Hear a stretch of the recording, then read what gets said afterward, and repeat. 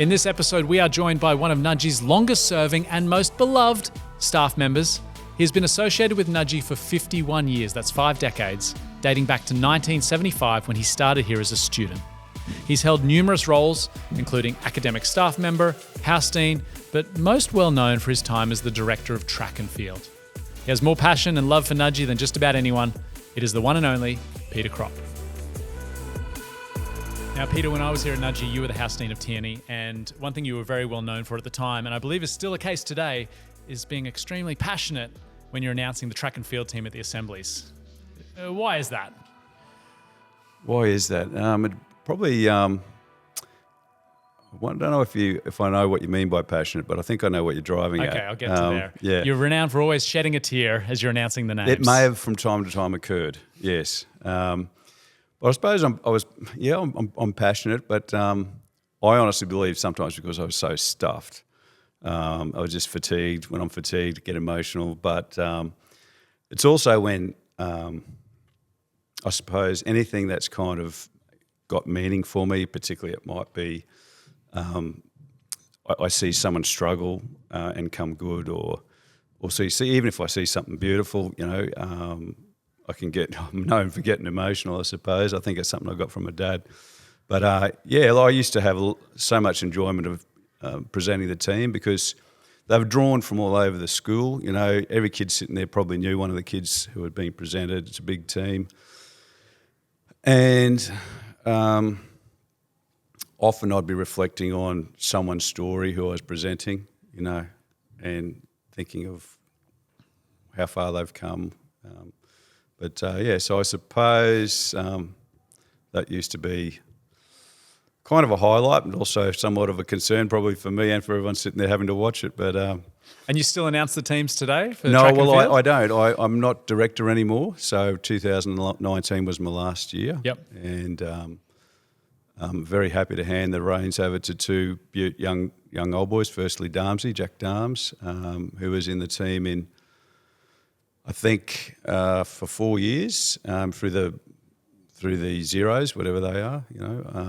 Darmsy, I got a good story about Darmsy actually and his discus, and the current director of track and field is another old boy from about 2014, Isaac Freeman, and he was a discus thrower as well. I've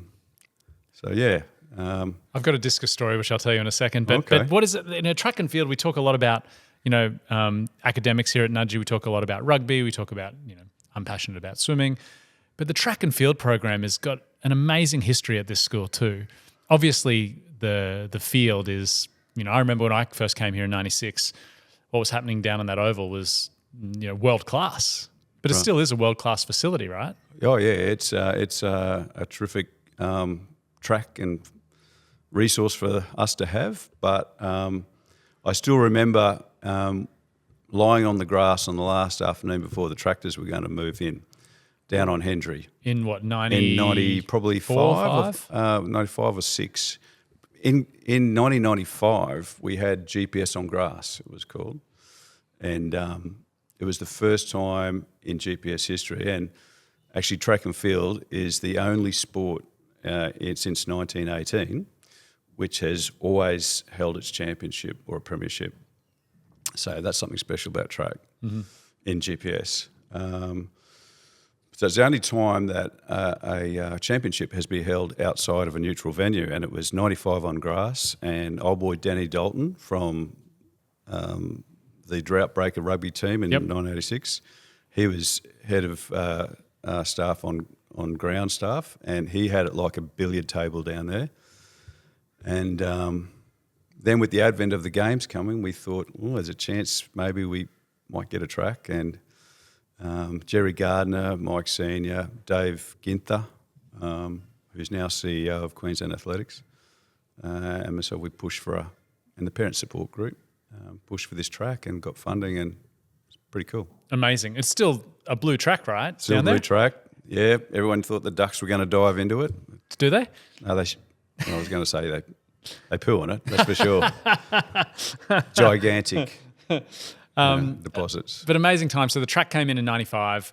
What a lot of people from my era would remember is, with the Sydney Olympics in 2000, it all of a sudden made Nudgee a place where teams from around the world wanted to come to train and to prepare for the Olympics. Yeah, absolutely. Yeah, It was one of those few places that had a world-class track to train on. Yeah. And I remember we had teams from around the world come and use the facilities, right? Yeah, we did. So it finally was prepared. I mean, the amount of work that went into that was amazing. And it used to be a bit of a quagmire, Hendry, but now it's just so well drained and so forth. But in '98, we then had Jeeps on a track at a school, and that was ours. So we had Jeeps here in '98, and that was the first meet. And then in 2000, we had the Americans, the USA team, and the Aussies both in camp here, training before the Olympics. So it was pretty cool. Yeah. So what's one of those highlights from your track and field time here at the college? You know, is it drought breaking and having a win in the track and field for the school? Are they sort of the memories that come first to mind? There's probably at least, there's so many great memories and great memories of kids doing wonderful things. But in '93, it was the first time that we had won Jeeps track since 1969, so 23-year drought. That's a big one. It was pretty fun, I must say. It was great to see how enthusiastic the community was about the result. You know what I always remember from the GPS track and field? I don't know if it's still the case, but there's almost like this handing over or passing of the guard from the year 12s to the grade 11s. Yeah. And it's that last sporting event of the year where the year 12s are essentially 1 foot out the door. And for the year 11s here at the college, it's the first time that they get to run a war cry or really step up in the stands and be sort of the leaders of the school for the year ahead. Yeah. Is that still the case? Does it still feel like a sort of a passing of the baton? I think it is the opportunity. It is very much the chance for them to do that, and it's pretty much up to the boys, but also up to the leadership in the school to kind of make something of it, you know. So, but yeah, the kids love getting out there, and I think it's a great opportunity to take their little brothers out there as well, and it's a great leadership opportunity. Certainly, back in the '90s, we used to get huge crowds out there. I remember once they capped it at 1,000. And Nudgee boys were in the library photocopying tickets, and even the tickets they'd drop over the edge of the stand because we sat right at the end that year, and there was just the place was rocking. Yeah. I remember the '90s because I was here, but I remember being in grade 8 or 9, and there was a guy called Bernard Chi who was like lightning down that track. Yeah. And a buddy in my year, Dave Murray, was a sprinter, and he used to train with him as well. And I remember I was always so slow. I don't know. I was just like these old tree trunks. On, mate. I had my flippers on, exactly. But I did make the athletic team in 1999, and I realized that in order to get a line on your honour badge, you needed to be in the team, right? And so I looked at all the sports. And there was one sport where there was one guy who was just the best discus thrower in the grade. But there was no one in reserve. So I was like, oh, bugger it. I can be a reserve for discus. Absolutely. So I, for maybe 8 to 10 weeks, went down to Hendry and I practiced throwing the discus, and God, I was never going to throw on the day. But I managed to be a reserve in the team and got the line on the blazer. Well, mate, it's huge. I hacked the system. Yeah, the system was there and hacking you, mate. We wanted to draw you in. So we made that a big deal. The reserves is huge. And every year you have reserves having to step up. So I don't know if it happens so much as swimming, but on the track it does. And what do you think's the hardest? What's the hardest event on the track? They've all got their own issues. I mean, being in the discus circle or on the long jump, triple jump runway and staring down a possible fourth and last foul and no result, that's pretty scary. Getting out in the 100 with everything going dead quiet and all hell breaking loose. But I think 800s, they're a tough event. Yeah, I was thinking the exact same thing. The 800, what a tough event. And just before we move on from athletics, I think it's interesting with Brisbane 32 coming up. You see athletes like Gout, who are Queenslanders that are phenomenal sprinters and now making a big mark on the world stage. Yeah. How do you think, and how do you see Nudgee's place from a track and field perspective, but also from a location perspective in terms of our potential involvement in 2032? Oh yeah, it's a huge upside. I'm sure the school will leverage off it. In how and why, or in what way, I don't know, but I'm sure even from the top, Principal Scotty Thompson will be thinking long and hard about that and taking advantage of it. It'd be wonderful to see one of our boys stepping out at some stage in the future, or current or an old boy. But there is probably one fella, a Toowoomba Grammar old boy, Matty Denny, who's a world-class discus thrower. We come back to discus Come back again. to discus. There's a theme. The circle. But he trained down here at Nudgee for a long while after he left, because he's from Ellery, after he left school. And he just loved the peace and quiet of our place. We had this from the Yanks being out here. We got a lovely big discus cage across the road there. And he just loved training here, and discus throwers can go a long while. So and Matty came and coached for me for a while. So hopefully he'll be on deck. And just before, last thing, I wasn't familiar with this, but we had a three-peat in athletics in 2013 to 2015. What was that period like?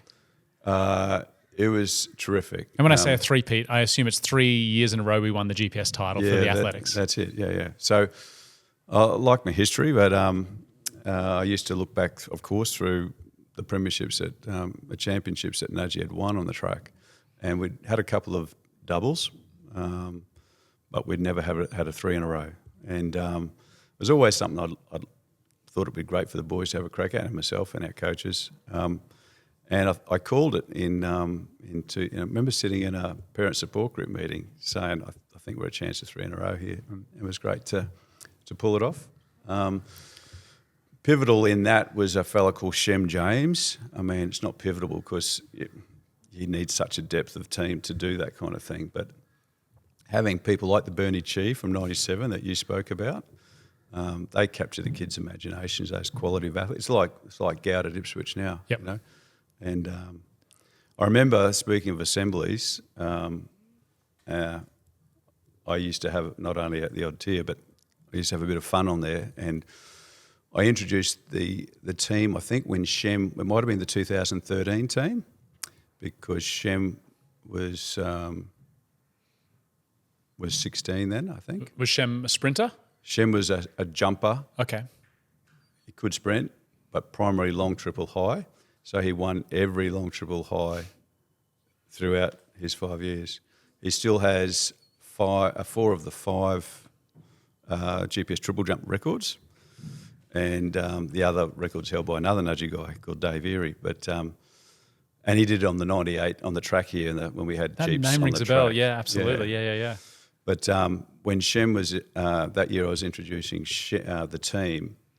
I stopped mid presentation and made like I was storming off, and I could hear everyone go, "What's going on?" I did 15 and a half large strides to the right, like I was walking out the door down the McHenry. And I was just saying, that's how far Shem can jump, and everyone's just going. I could hear the breath come out of everyone. So he's a fantastic athlete. Oh, what an artist you are! That's quite the performance. I just had a bit of fun with it, yeah. But that's good. That's what this school needs, and I think it's that energy that you bring and the creativity and the way that you capture the kids' imagination is really exciting. And I think you need that in a school like this from the teaching staff, because not all teachers, are built the same, and they don't all have to be big characters like yourself, but. If that's a way that you can capture their imagination through a great story and do it in a visual way, that's a real skill. And we've said it a few times now, but what a great analogy of capturing their imagination, because I remember that when I was here in grade 8, there were people that did that for me in the swimming pool, and Bernard Chi did capture imagination for a lot of athletes. But it only takes that one kid in grade 10, 11 or 12 that is on the track that's inspiring those kids in grade 5, 6, 7, whether they're watching them sprint around the corner in a 200 or they're on the high jump mats. It really does, inspire people. And it sounds like Shem, is that the Shem? Shem is the right. Shemaiah James is just one of those students. Peter, take me back though. You've been associated with Nudgee for, is this right, 51 years? Oh, jeez. When you say it like that. I mean, we're celebrating 135 years of the college, which means you've pretty much been here for a third of it. Yeah. Mate, you're going to be in this museum before you know it. We might put you next to the bear, just freeze Stuff you, me. just stuff you. Yeah. What are your first memories of the college? My first memories of college, day one I can still remember clearly. The big gates out the front here by the chapel. Mum and Dad dropped me there. I don't know if they didn't know another way into the school or not. But So you're going into grade 8? Going into grade 8, yeah. As a 12-year-old, roughly? I'm a January kid, so I just turned 13. And did you know anyone coming to the school? I knew a couple of kids from the local primary school where I went, St Dimners. I was born in New Guinea, and Dad worked up there, and I came back here in grade 5, and I was flat out making myself understood because I was mainly speaking pidgin English, and so I knew about 4 or 5 kids from there, but from St Dimners, but they dropped me with a brown leather briefcase, which I think I only used for one day. A brown leather briefcase. It was weird. It's still around at home somewhere. Woo. At Mum and Dad's, and I can remember that. I remember Mark Sayre sitting in Dewig, because Dewig was only 2 floors then. Mm-hmm. Those huge, big, high ceilings. Mm-hmm. And Mark Sayre, as a very young Christian brother, sitting in front of me with a very welcoming smile. And then the cricket trials that afternoon. I also remember them vividly. On the first day of school, cricket trials. Yeah. There's 2 stories there if you want them. Mark Sayre, apparently the boarders had come back, and there's an old swimming pool down there at the top of the flats, mm-hmm. Where the ranch is now, or the old staff club. I don't know what they call it now. Anyhow, Mark went down there just in shorts and shirt and saw a couple of seniors there having a durry, a darb, whatever we used to call it. And they start talking. He said, "Where are you from, mate?" And then eventually Mark lets him know, "I'm brother Mark Sayre." And they hit the panic button. Put them out really quick. Yeah. And in the afternoon they had these cricket trials, and apparently Mum must have missed the letter or whatever wouldn't have been an email then. No. And that we were supposed to bring whites because that's what you trained in for cricket in those days. So I just had my mosses on. That's the khakis. The boys used to call them the mosses. The mosses? Yeah. Is that because you wore them That's too many the days in a row? wore They used to get a little mossy? Yeah, exactly. Exactly. They were a bit greeny coloured as well, so it fitted perfectly. So I'm there in my mosses, and the cricket coach, we were doing some fielding, and he just was belting balls at me. And I'm going, chung, chung, chung, chung, chung, just fear of my life. And fielded pretty well and got my way into the A's. So that was pretty cool. But I got back. Ray Compton was his name, the 13A coach. And so he's belting balls. So I fielded it silly mid-off from then on. Wow. Because he just saw me going. He knew that you just, in a state of emergency, grabbed the ball to save but yourself. Against Downlands, there was an under-13 kid at Downlands. He was renowned. They called him Big Red. He was about 6'1" as a 13-year-old.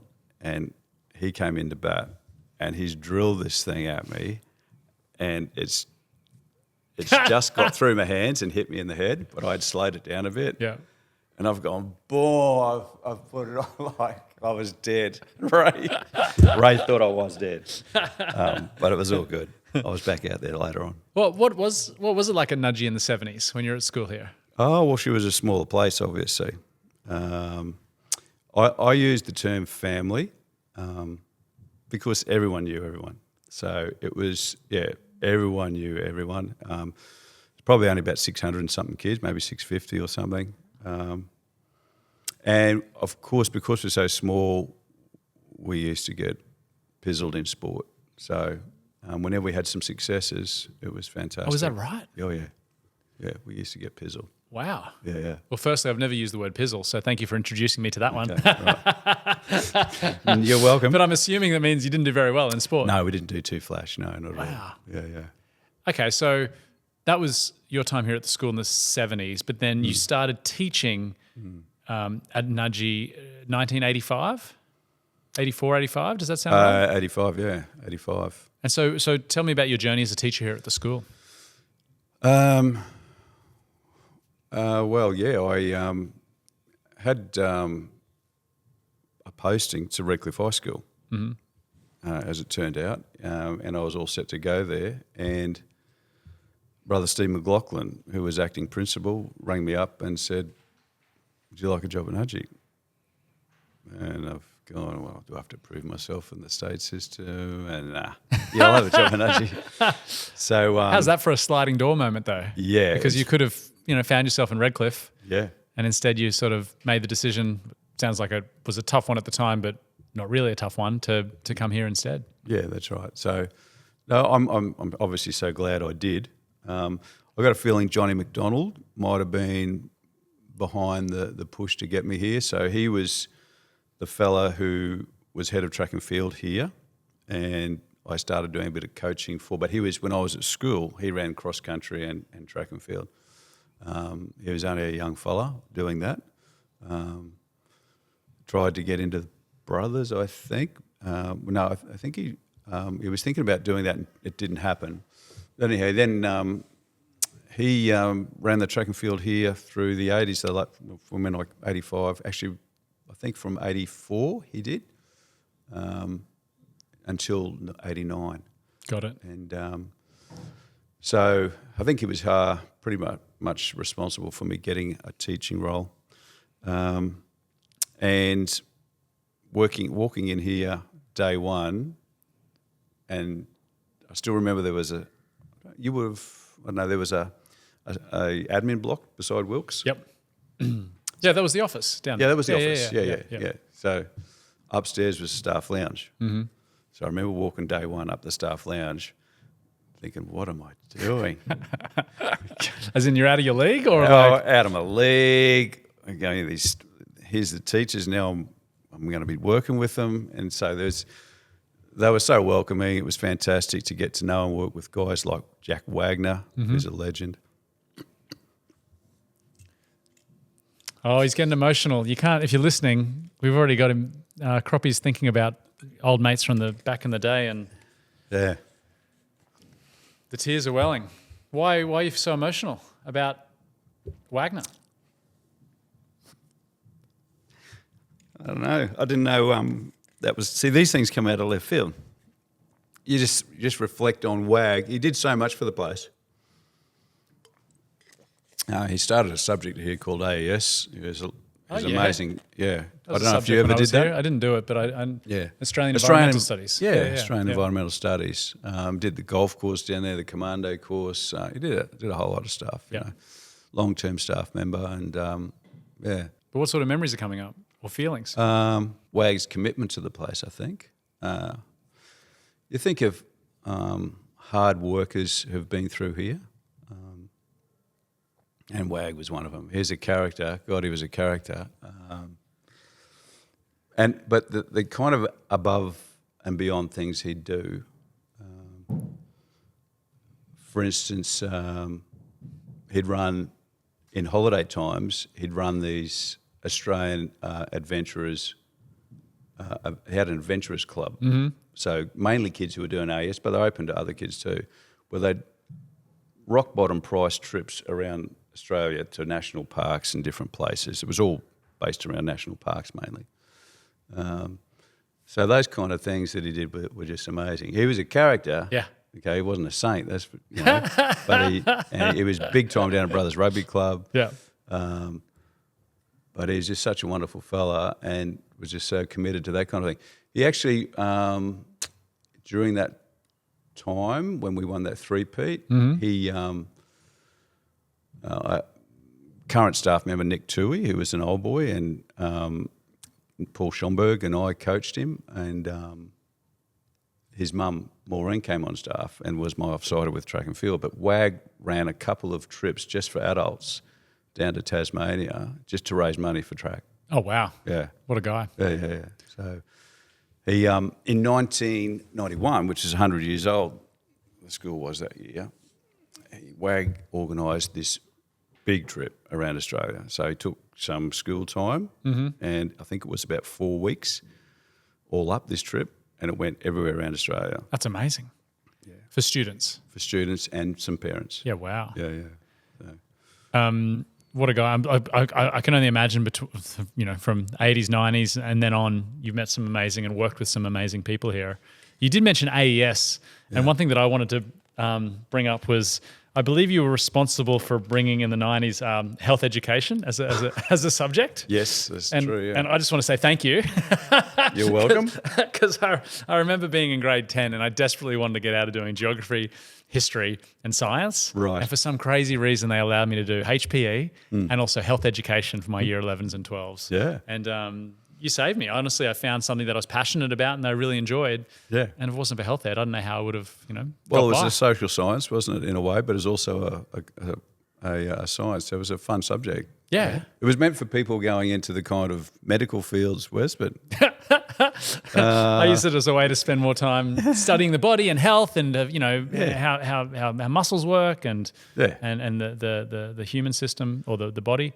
So there's the social model of health. Remember that one? So it was talking about policy and all that kind of stuff as well. So gosh, yeah, you've got a better memory than I do. Yeah, I know. I just thought you'd be into that side of things more than. Do they still have that subject here at the school? No, it's not on anymore here, but not offered. But it was fun while it actually was a subject that contributed towards was an OP at the time. I'm not sure what it is now. It used to score really well. Yeah. Yeah. So you were a teacher here, and then you're also Tierney House Dean from 1996 to 2010. Tell us a little bit about the house system. What was your experience running? Is it 8 or 9 houses here now? There's 9. Yeah. There's 9 now. Yeah. There was 8 when I was here. One for every lane. Oh, is that right? Yeah. And then, so you've run, one of those house systems. What are the strengths of them and the strengths of having them, in your opinion, at a school like this? Well, just a little while ago, I spoke about when I was at school. It was a real family. We used to talk about the Nudgee family because everyone knew everyone so well. And then through the 90s, I reckon in 91, I knew every kid in the school, 92 maybe. When there was I just remember it was about 1,100 kids, I knew everyone. And once it kind of tipped over that, then my knowledge of who was who went probably down to 50%. Yeah, like 1,500. When I was here, I think it was 1,500. It would have been 1,500. So you can't know every kid. So the house system evolved in the early 90s for that very reason, to make sure that everyone was well known by at least some people in the school. And so that certainly created a really good community feel amongst such a big population. We probably still talk about the Nudgee family, but certainly Nudgee community is very genuine. And the house system enables that, with tutors and the house dean and the kids doing the leadership and the vertical structure of it. So people know each other through year levels, not just in their own year group. Yep. It was terrific. Great part of my journey through here doing that work. Yeah. No, it totally works. I remember in grade 8 being nervous coming here as a boy who knew no one. I didn't know a single kid. And I was put into I was in Duggan, so I had my house group, which was grade 8s through to grade 12s in that house group. And I don't know if it's still the same system anymore. But, 2 of my best friends are still buddies from Duggan, who we met in grade 8. There you go. And I think there's an amazing opportunity for leadership through all the different house systems for people to rise up in year 12 to be leaders of those vertical systems, I suppose. So it really is an amazing setup. And it's funny how, even though I was in Duggan, you still remember all the different house groups and who was in them, and they have an identity as well, which I think is really special and unique. Yeah, and they're driven by the different house deans as well. You probably had Shomi. I did. You have Paul Schomburg? Yeah, I did, he's a great mate of mine and a wonderful fella. But yeah, and in their own way, every one of those house deans brought so much. We used to meet every Wednesday morning, bring so much of their own, I suppose, character and hard yards to looking after the kids they've got. Yeah, that's nice. I didn't think about that, but if they had some agency to the way they ran the house, that also allows them to have a little bit more skin in the game and run that section of the school in a way that they see fit and also that suits their leadership and their teaching style. Yeah, very much so. But then we were able to share stuff as well, ideas about how each person's house was going and learn off each other. Yeah, learn from each other. So on another note, during that time from 96 to 2010, there's been a lot of highs, but there's also been some really challenging times too.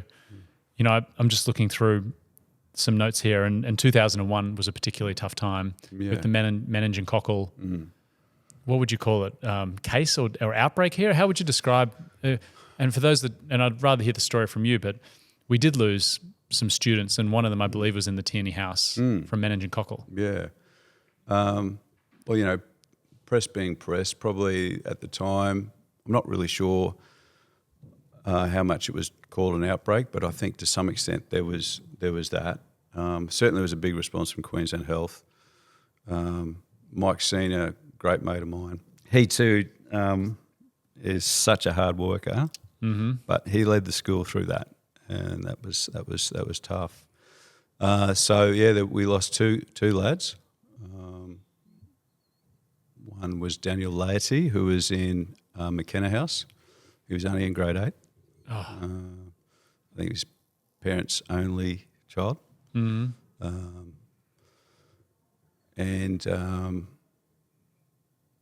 the other was Chris Darcy, who was in Tierney House. So,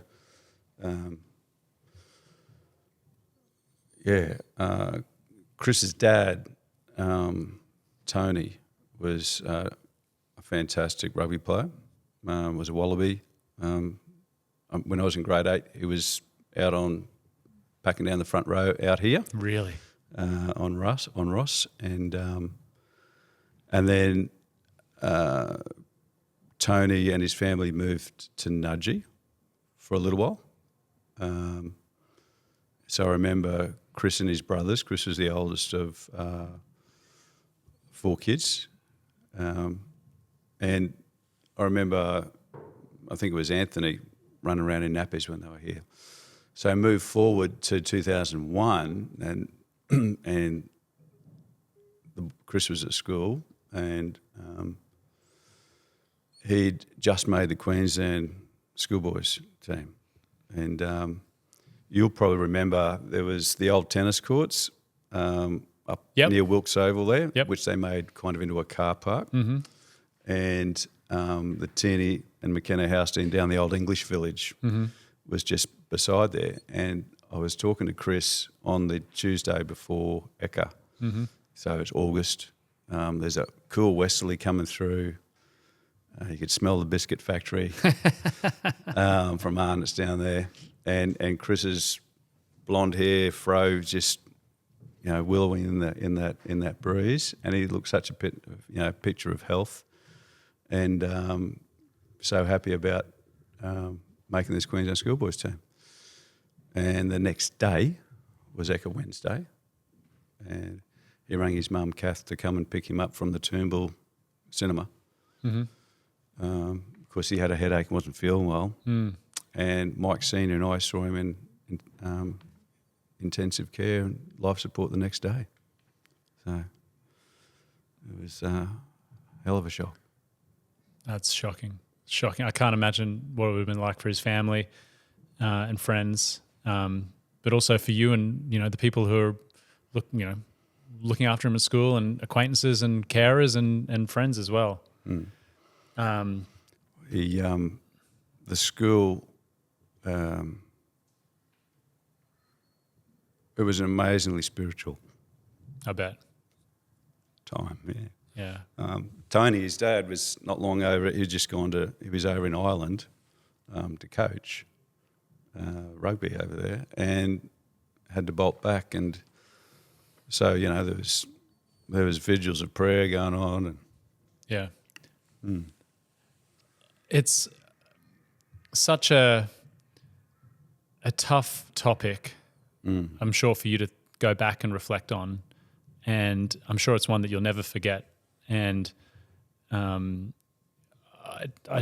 suppose thinking about this conversation now, it's interesting to think of all the good times and the great times that you've had for being here for 51 years. The realities of life is that life can really suck sometimes, and you can go through hell, and everyone listening to this does in their own way or another. And so, obviously my well wishes to the family and any friends who are listening, because this would obviously affect them. And I know my younger brothers were affected by it because they were at the school at that time and they knew the family. And I know that clearly it still impacts you today. Yeah. And I suppose I don't want to belittle it in terms of it's part of the journey of life, but I think it goes to show that these walls are not just a place of academia and sport, but it's where people grow and live their lives, and with that comes great joy and also great sadness too. Yeah, absolutely, Wes. That's so spot on. We're not just going here; we're living. We're living through it, and all the whole ups, the downs that all contribute to forming us. And as I say, it was a very spiritual time, and with the eventual funeral that we had for Chris, and praying for Daniel, and everything that occurred through there, you could just you could see it had a big impact on the kids who are here, and everyone, the staff and families, and pretty amazing time. Yeah. So sad, but terribly sad and tragic, but amazing time. Yeah. Well, let's shift gears. You're at a point in your life where you're fortunate enough to enjoy some long service leave, well deserved. What does long service leave look like to you at the moment? It looks like thinking about there's only 5 weeks left. It certainly makes you think what's next. Had a terrific trip to New Zealand. Yep. With my wife and daughters, Ellen and Jose, and amazing. It was a great time spent together. It certainly made me think what's next. So. Well, when it comes to thinking about the school, what drives you to keep coming back year after year? Like, why do you do it? I mean, obviously you got a pay packet and it's a way of life, but there's, what is there? Do you still have a burning desire to achieve things here at the school? I think, reflecting on long service, I think in terms of achieving things here, I think, I've been so fortunate to have different roles, and in those different roles, be able to contribute and work with so many wonderful people and boys, of course. And I think now it's kind of at a time where I'll be looking to go hang them up for a while and do some travelling, and maybe travel with my daughters while they're still young enough to want to come travel with me. One's just started as a vet and the other one's doing engineering. So, congrats. That's the writing's on the wall, how long do we want to hang around with mum and dad. But we'll do a bit of travelling and at some stage in the near future. And, whilst I love coming to work, and we've got so many wonderful staff who I work with, and the place has been blessed with that over the years. I see teaching coming to a close, but perhaps I'll keep coaching in some shape in the future. Yeah. Well, there's no question that in the time you've been here, you're definitely leaving the place in a better position than it was 51 years ago. I want to ask one question that we're asking everyone on the podcast is, if you could give Peter one piece of advice to a prospective family considering Nudgee College for their son's future, what would that bit of advice be? It would be engage in the community, I think. There's obviously so many opportunities here for anyone who comes to the school, but I think what Nudgee offers, if you want to take that offering, is to engage and see how much can you do. The Mike Seniors of the place, and even good old brother Pottinger, who taught me. He taught me physics, maths 1, maths 2. He coached the first. He was deputy principal. So people coming in here, just if they can just ask themselves, how much can I do for the place? How can I engage? You learn about being a valuable member of society if you're doing that, I think. And so rather than what can I get from the place, yeah, what can I do? Yeah. What can I do? I remember in 2000 we had this saying. It was a spin-off JFK saying, "It's not what Nudgee can do for you, but what you can do for Nudgee." Yeah, exactly right. And I used to say that regularly. Yeah, I remember you saying it. Mate, and that's absolutely spot on. I think so, because it's not so much just what you achieve here, but it's how it sets you up for your next step in life. Yeah.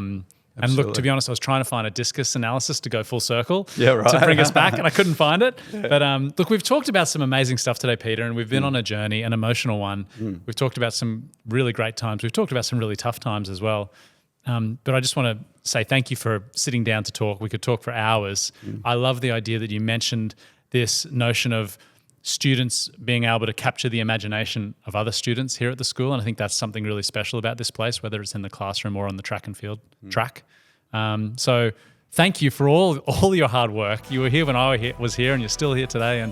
And your knack for memory and names, I'm extremely envious of. So, on behalf of so many old boys, thank you for all your hard work and service. And whatever that next chapter looks like for you, there's no question that you've left a big mark on Nudgee College, and I'm sure it's going to be a part of your future as well. Yeah, it will be. Yeah, it's been great. All right, thanks, Peter. Cheers. Thanks, Wes. Kroppy is an incredibly valued member of the Nudgee College community and has devoted his life to teaching and being a role model for all Nudgee men. You can see how much passion, love, and dedication he has for the college. Now, if you want to hear from more Nudgee heroes, stay tuned for our final episode of the series with none other than the current Deputy Principal, Mr. Stephen Mara. For whatever reason you're drawn to this place, trust that. And trust us to be the authenticators of that and the guarantors of that.